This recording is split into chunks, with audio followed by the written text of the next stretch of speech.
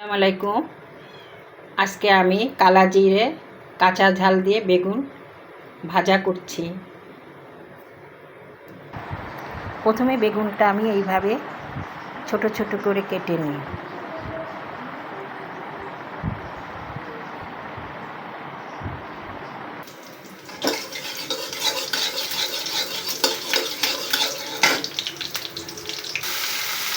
তেলের পরে বেগুন দিলাম, হলুদ দিলাম, লবণ দিলাম, ভাজি শুরু করলাম।